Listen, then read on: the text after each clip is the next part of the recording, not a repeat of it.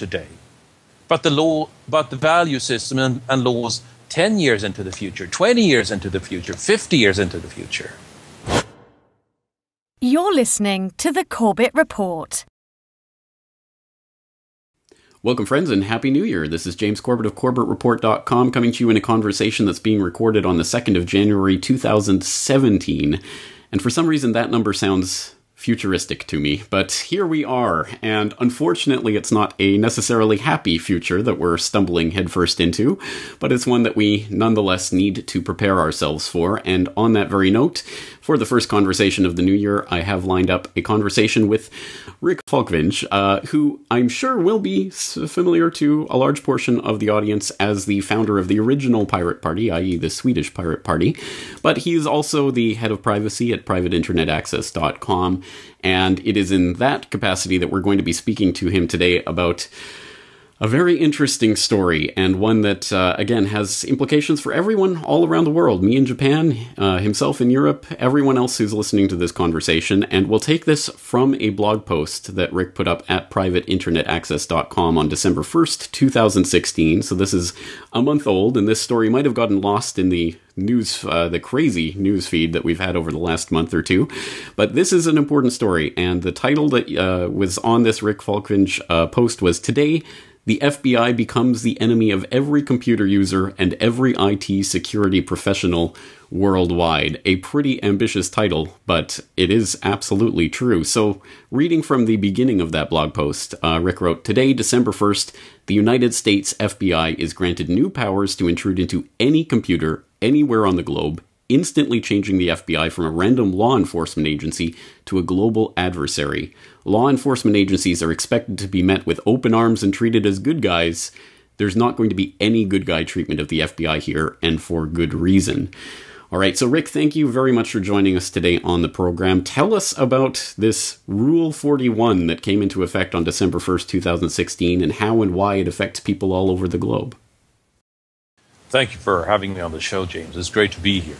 So Rule 41 is basically when you want something to pass, the trick from a legislative viewpoint is to make it sound as mind-numbingly boring as possible so people just won't care about it. So changes to Rule 41, like how boring can you get?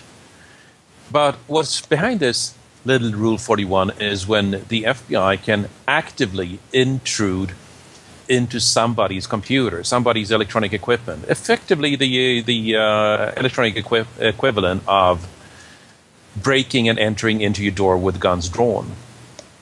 This is violence against your equipment, this is violence against your rights, this is invading your privacy. But the changes to Rule 41 means that for a single warrant, actually, let's back up a little bit here. It used to be that they needed a warrant for intruding into a particular home, which is what we associate with a search warrant, right? Somebody knocking, we have a search warrant, please open or we'll break the door down. What happened in this changes to Rule 41 was that the FBI could suddenly get a warrant for more than 5 devices at a time, depending on an investigation or an ongoing trend or even a department. And it is important here to realize that more than 5 does not typically mean 6 or 7. It typically means 6 or 7 million. As in, there's no upper limit here. So what we're seeing is that all of a sudden the FBI got a right to intrude into people's computers worldwide. And if we're backing up again, another bit, this was because of jurisdictional problems when the FBI was investigating some sort of international crime in cooperation with its international counterparts. So just like the FBI can't get a search warrant to knock down the door of somebody in Berlin, Germany, they would need to contact the German Bundespolizei to do that. But all of a sudden the FBI got the right from the US authority to knock down that door in Berlin electronically. And not just in Berlin, anywhere in the world. So what this means is that you now have a global adversary in the United States Federal Bureau of Investigation that can and will intrude into electronic equipment. And there are so many things that are worrying with this that I'm not sure where to start. To begin with, jurisdiction is there for a reason. The reason the United States cannot legally, or an agency in the United States, law enforcement agency in the United States, could not legally break and enter into equipment or a residence in Germany is because Germany is under a different set of laws to begin with. So the FBI is now taking on itself to enforce U.S. laws, U.S. code, and it doesn't care where it does so on the globe. It might not know in the first place, which was the justification for some of this rule change. Because if you have an IP address and it's hidden under layers and layers and layers of encryption and privacy, then the FBI won't know where this is. But it's important.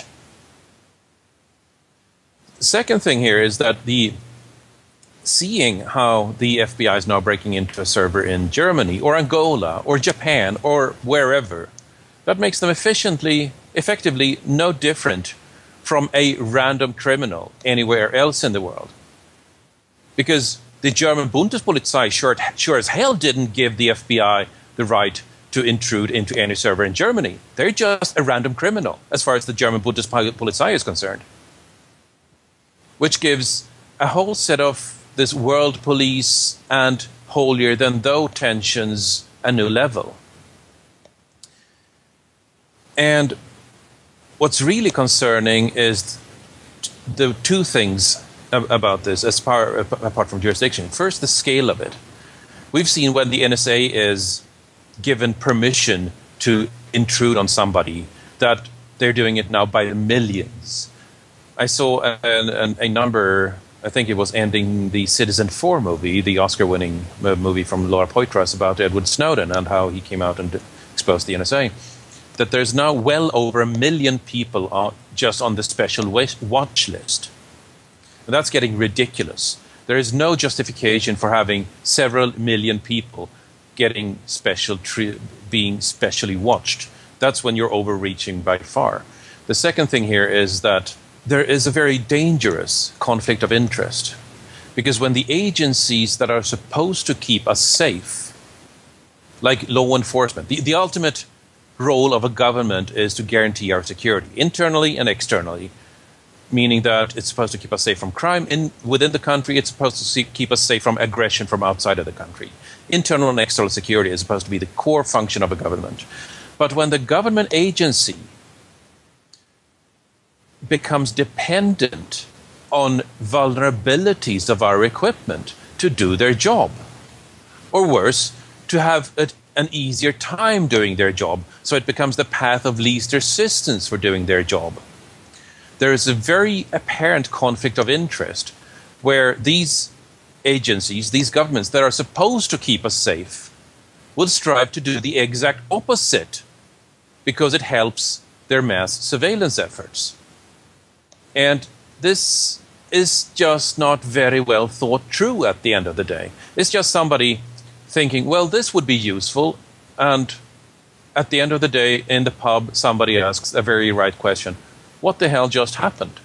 And that's where we are right now.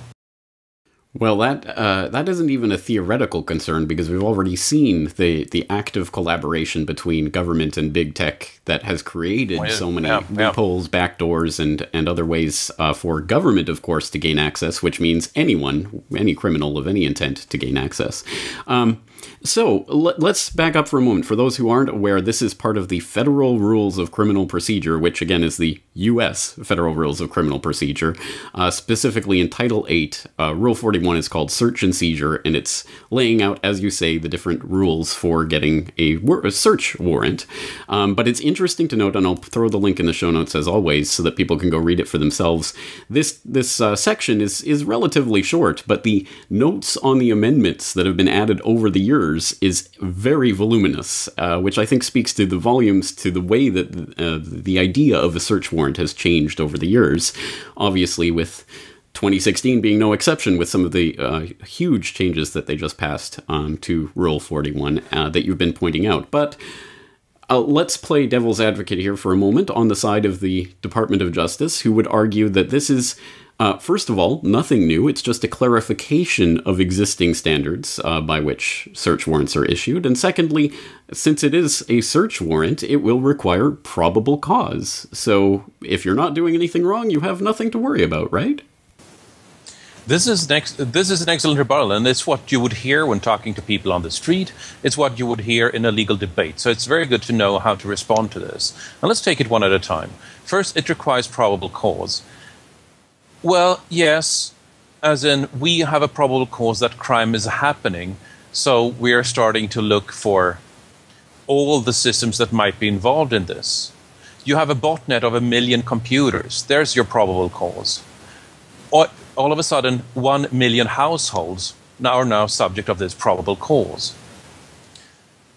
So it's, I believe, and correct me if I'm wrong here, I believe that the probable cause goes, the bar is now as low as can assist in an investigation. It's not even that you need to be under particular and individual and prior suspicion of a serious crime, which used to be the bar. It's now that if it helps their job in any way, they might intrude on your privacy, even if you weren't even peripherally involved in wrongdoing. If it helps their investigation. And this, if it's nothing, if I haven't done anything wrong, I don't have anything to hide. Let me go down that track in a minute, because I want to explore the future a little more here, because we can see hints of what's coming just around the corner here.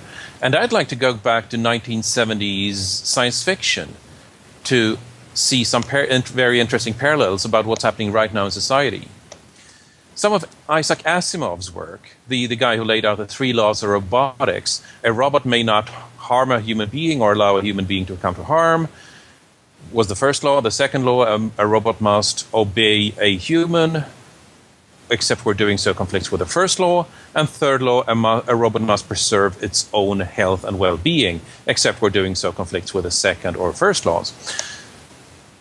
This was interesting in that there had, in one of Asimov's books, called The Naked Sun, there had been a murder on a faraway planet which was mostly populated by robots, and people didn't really like to meet each other anymore because robots fulfilled all the needs. And so this human detective went to the residence where a murder had taken place and started interviewing all the robots who were perfect witnesses to the crime, and who were objective witnesses and had perfect memory. And reading this book as a teenager, I thought it was perfectly reasonable setup. Like, of course you would want to ask the robots around the house what had taken place. And then I sort of fast forward to today and realized that, that's kind of exactly what's happening. When you have an Amazon Echo and police want to ask this particular robot, what did you hear? Only they're going to Amazon to ask, what did this robot hear? That's exactly what was happening on this faraway planet in this science fiction. And so I think that seemed reasonable in the 1970s, all of a sudden has enormous privacy implications for present day, because when we buy a toaster, we don't see it as a subject with its own agency that is able to respond to police questions about our behavior. When we buy a robot, when we buy a television set, we don't think as these gadgets as witnesses to everything that's happening in our living room. We don't see them as having potential agency against us. Whereas if we had a more humanoid robot, we might be able to anthropomorphize it and think of it as a subject of its own. But we don't see the gadgets as having this agency. And so it's only a form away from these science fiction books. As in, our television set doesn't stand on 2 legs and walks around. And therefore we don't think of it as a subject in its own right. So there is a leap here, which is happening right now, where can robots be witnesses to crime? And if they can, which is easier to argue that it's reasonable, then who has agency and who has not? Who can coerce agency? Who can coerce a subject if it has agency? These are very, very big questions, and they're happening right now, which leads us back to Rule 41 and the FBI, who can coerce electronic equipment to give up data. In the FBI case, they are intruding using violence, using vulnerabilities, using weaknesses that may or may not have been deliberately planted. We have seen examples of deliberately planted weaknesses in, I saw one in a Huawei router, Chinese equipment. There have been other backdoors planted with or without the knowledge and consent of management and governments. But we know, for example, that governments are taking themselves to the right to use this kind of force. Look, for example, at the infamous national security letters of the United States, which means that the Department of Justice or Department of Homeland Security sends a letter to a corporation, coercing their assistant and gagging them to ever talk about this assistant taking place in the first place. So we are at a time now where a corporation's government and jurisdiction needs to be part of a threat model. And we don't think in those terms yet. We don't think in terms of, is this corporation based in the United States? If so, the corporation does not have agency to promise me privacy, which is why private internet access has servers all over the world as a sidetrack here. And we are just anywhere it turns out that private internet access doesn't have agency to promise privacy, we just shut down. We did that in Russia, for example, when Russia tried to seize our servers. They didn't get anything because they were encrypted, and at the time we just never brought them back up, because if we can't trust the government, there's a very real threat to privacy.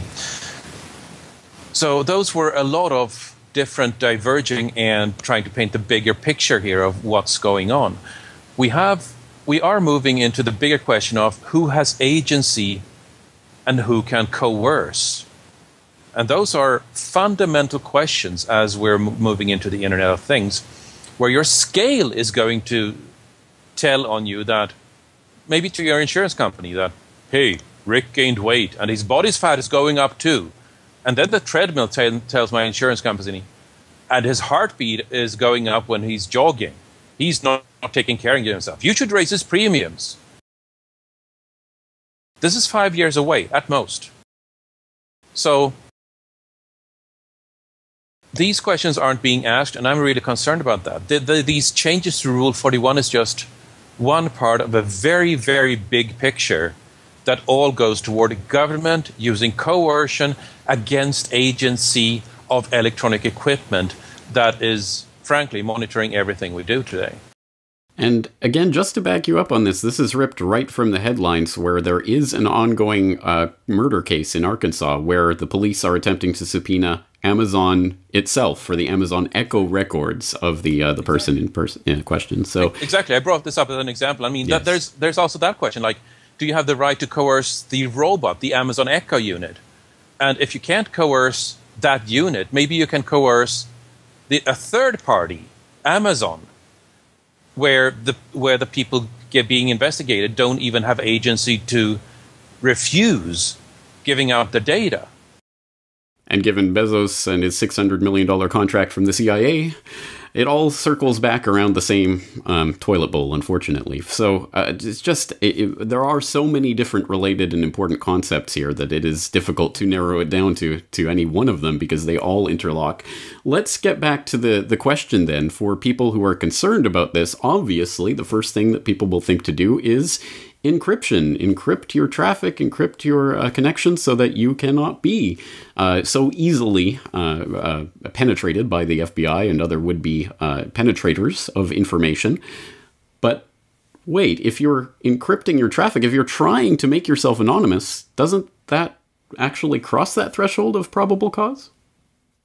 It does, and that's another problem. I mean, I don't know if this was related to the rules of the changes to Rules 41, but I saw it in the context of those changes, that actively encrypting your traffic or using what did they call it? An identity concealment procedure, some legal mumbo-jumbo like that, Anyway, wanting to stay anonymous, wanting to exercise the rights you have under the US Bill of Rights, the European Charter of Human Rights, and so on, and many, many similar documents, makes you a suspect and gives the law enforcement agencies probable cause to invade your privacy. I mean, this is such a ridiculous catch-22. Do you have the right to privacy? Yes, unless you actually try to enforce it, in which case you don't anymore. Like, I'm sorry, but that's just bull. So let's go back to this question you asked. If you don't have anything to hide, you don't have anything to fear. Because I'd like to drill down into that a little bit. The first obvious, there are 4 layers of rebuttal to that are each very important.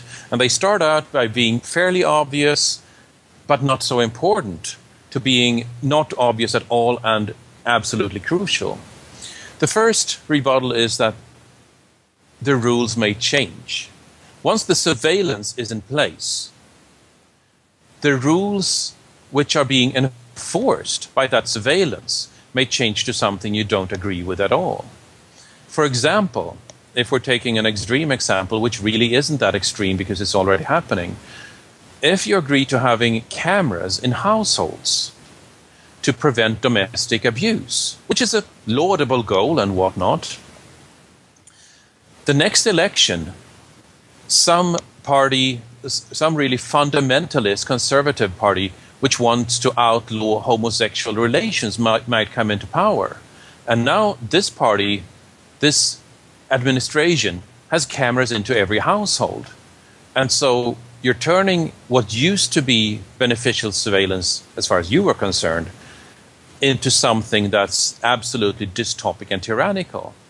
And we've seen a little of this wake up in the US intelligence community that, oh, Obama was so good, so we didn't mind invading everybody's privacy then. But now there's a new president taking charge, and we're not really comfortable with this anymore. I'm sorry, but you should have thought of that bloody earlier. The second thing is that it doesn't matter if you think you're white as snow. It doesn't matter if you're not, literally not doing anything wrong. Because what matters is how people will interpret what you're doing. How automated systems will look for patterns and activities that don't match these patterns and put a big fat red flag on your record. If I'm pausing at a bar on my way every day home from work because they happen to serve the best deer meatballs on the planet, and I love their deer meatballs with mashed potatoes, then the Department of Driving Licenses will draw certain conclusions from me stopping at a bar and keeping driving from that bar every day home from work and revoke my driving license. I will eventually get it back, maybe, but it'll cause me to think twice about how does this look, as opposed to is what I'm doing legal and completely in the clear. Having meatballs at the wrong place can cost me my driving license. Let's go one step further. In many cities, in many countries, sex work is still illegal. And so if I were stopping at the principal area where sex work takes place every Friday evening, some sort of social department would draw conclusions from that. They would not care that what I was doing was helping my grandmother with her weekly groceries because she happens to live there. So I would stop there for 2 hours to help her shop, carry up her groceries, and so on and so forth, which is absolutely indisputably doing a good deed from every aspect and so on. But the people seeing my behavior, seeing how my car is moving, will draw completely different conclusions. And that would probably cost me not just my job, but also my family, custody of my children, and so on. I might eventually win in court, at which point I would still have lost custody of my children permanently. And winning, that is not my idea of winning. And it's important here that, as point 2.5, this assumes the systems even have correct data, which, time and again, they haven't had. Actually, let's just skip to point 4 directly here. Because at the end of the day, this is about that we have a deep psychological need for privacy. When you say, if you want privacy, then you're a bad person, you might as well say that if you need food, you're a bad person. If you need water, you're a bad person. If you need love and intimacy and social recognition, you're a bad person. Because in every single society, in every single surveillance society, people have responded with carving out small niches where they could have at least something to themselves. Let's take a concrete example. When I'm going to the men's room, I lock the door behind me. That's not because I'm a criminal. That's not because something secret that I want to hide is going on there. It's fairly obvious, frankly, what happens in the men's room when I lock the door behind me. But I think I have a right to have that to myself. And that, at the end of the day, is what privacy is about. Even if it's nothing bad, most of the time it's not. We have a right to keep some things to ourselves. And that's a very deep human psychological need. And that is completely overlooked in the debate. Well, all very good points. So let's cut to the chase, which is, well, okay, so the FBI is the enemy of computer users all over the world, and whether you're part of some botnet without knowing about it, or even if you're not, even if there's just some other reason that the FBI has found interest in you and wants to intrude into your systems, they may be doing it at the moment, they may choose to do it later. You may never know precisely. You may never know. Exactly. So, that's part of... So the question becomes, well, if the FBI is the enemy weapon system here, what can people do to protect themselves from this? There are two major aspects of this. One is protecting your data in transmission. The other is protecting your data in storage. And the third would be protecting your sensors. Protecting your data in transmission is a matter of always encrypting. Encrypt your mail, encrypt your browsing, use EFFs, HTTPS everywhere, use their Let's Encrypt, use a VPN or Tor if you can. Make sure that you never send data in clear text. It might not just be the FBI. Frankly, it's just a matter of good data hygiene, good information hygiene at this point, that to always send data encrypted. Second, all my machines around here, it doesn't show on camera, but I have a number of machines. I'm a nerd, so there's no big surprise there. They're all encrypted. If somebody flicks the main power switch, they don't come back up. I need to manually unlock all of them. That is another layer of security. If there's a search and seizure physically in my residence, then nobody gets anything. And there's many good reasons for that. For example, I have Bitcoin. If the key to Bitcoin leaks, I lose all the money.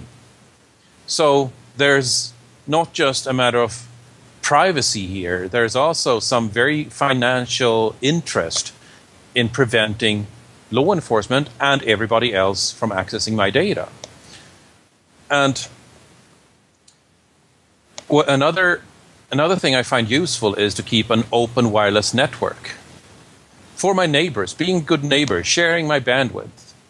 Because what that means is that when somebody is using my net to do something, be it legal, illegal, I don't care, because the key being I'm not responsible for what somebody else does with my network. I'm not responsible for what they do. And that gives me plausible deniability for anything that happens coming out of my IP address. So while that might make you a target, it also gives you complete deniability for what cannot be proven from your machines. And while this sounds as concealing wrongdoing, let's go back and remember that wrongdoing is entirely subjective. And if you're looking to the government to be a guide of ethics, you're going to come away deeply, deeply disappointed. So what can people do? Use a VPN, use encryption in transmission, in storage, and disconnect the sensors you can. Most of them you cannot disconnect. So be sensitive to, be aware of when there are sensors around you, and that they will, at the end of the day, or just 5 years out, be seen as those robots in the naked sun on the planet Solaris who law enforcement can ask exactly what happened here on this particular day in history, because we're not that far out, and in many cases that's already the case. Well, I remain skeptical of the idea that we can truly anonymize ourselves from a dedicated agency like the NSA that truly wants to access your data, if they really do, on the individual level. But as you say, it's protecting yourself from everyone, including criminals and random other people, as well as not making the law enforcement job any easier for them, so that you won't be caught in some giant dragnet just by accident. Extremely important.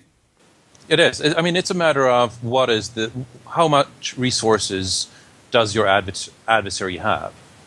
Exactly. If somebody with, say, a pen wanted to break into my home, they would likely fail. If they came with a battalion of Katyusha rockets and would be prepared to level the entire block to get into my flat, or at least get me out of it, I would not be able to resist that. Same thing with the NSA and the FBI. If you're just a random IP address on the net, why bother? If they're putting $3 billion into intruding into your systems, you're going to have a hard time resisting that. So part of my defense and is making sure that I look like an ordinary person toward the public interface, if you like. And when there's something really sensitive, I make sure to never have electronic devices nearby when I discuss it. Like, you need to be aware of how sensitive is what you're discussing, not just today, but also in the future. And being aware of, can I discuss this safely here? That's what we've come to. The telescreen that Winston was looking at, and which would pick up any sound, we're there now. Siri is here, Xbox is here, Amazon Echo is here. They are listening, and that data is not only it's not only here today. It'll be here 10 years from now, 100 years from now. Exactly. Yeah. And I mean, James, can you predict how laws will change in 10 years, in 20? No. So exactly. So we are at this scary point where anything you say can and will be used against you. Not just today, not just with the value systems and laws of today, but the value system and laws 10 years into the future, 20 years into the future, 50 years into the future. I'm sure that there are people alive today that if you heard what they said 50 years ago, they would they would appear as being horrible, horrible people.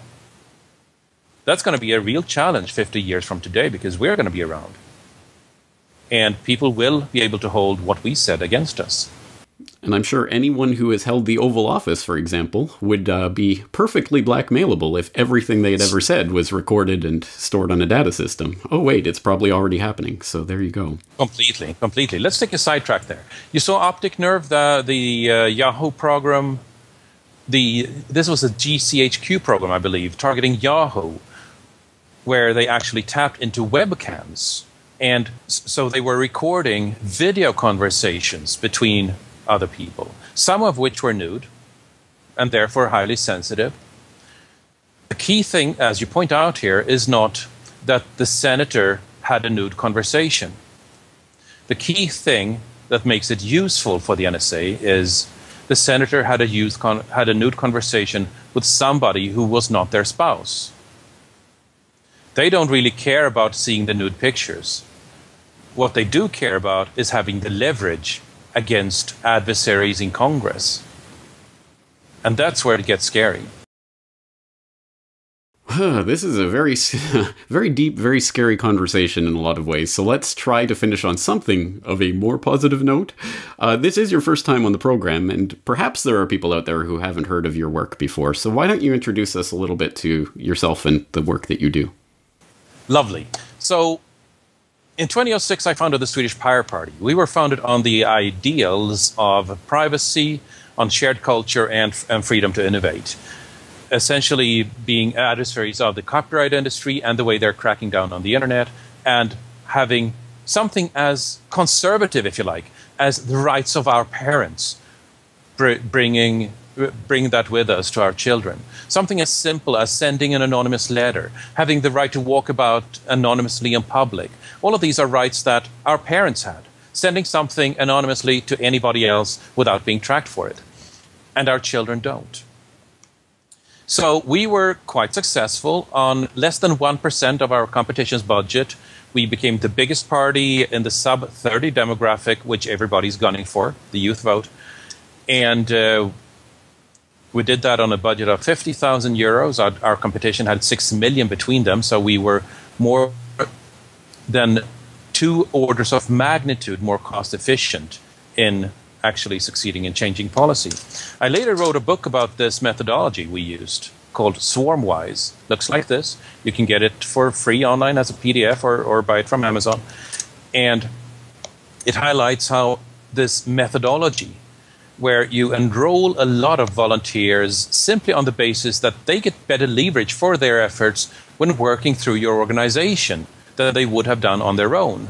So you create a huge loose network of people who just move generally in the right direction. And that's when you get this 2 orders of magnitude as cost efficiency. It's filled with very tactical advice in terms of practical advice and so on in how you build a global movement. And today I'm working as head of privacy for privateinternetaccess.com. And what attracted me to this particular VPN company was that they take privacy seriously. Or as you said, we take privacy seriously because I'm working with privateinternetaccess.com at this point. As in, we do not log. If there's a log, it's vulnerable. If there's a log, it can be subpoenaed. And to the best of my knowledge, we're the only VPN company where there is a public court record saying that we tried to subpoena this company, but they don't have any logs. And that makes me both happy and proud to be part of that team. Absolutely so. Well, I am going to throw the link into Swarmwise on fuckvinge.net in the show notes so that people can read that. I hope they do so, because I hope to have you on in the future to talk more about that aspect of the work that you do so that we can look forward to things that people can be actively doing. I think that's an excellent idea and really does, I think, coincide quite nicely with my vision of open source collaborative journalism as the next step forward. It does. It does. Thank you, James. I was looking forward to it. Excellent. Well, thank you very much for your time today. Not a happy topic, but one that people definitely do need to be facing. So I'm glad that you're here to help us understand some of this. Again, the links to all the things that we've mentioned today will be in the show notes for this episode. Rick Fogvinge, thank you very much for your time. Thank you so much. Been a pleasure. The Corbett Report is brought to you by the Corbett Report subscriber, a weekly newsletter featuring James Corbett's International Forecaster editorial, recommended reading and viewing, discounts on Corbett Report DVDs, and once a month, a subscriber-only video.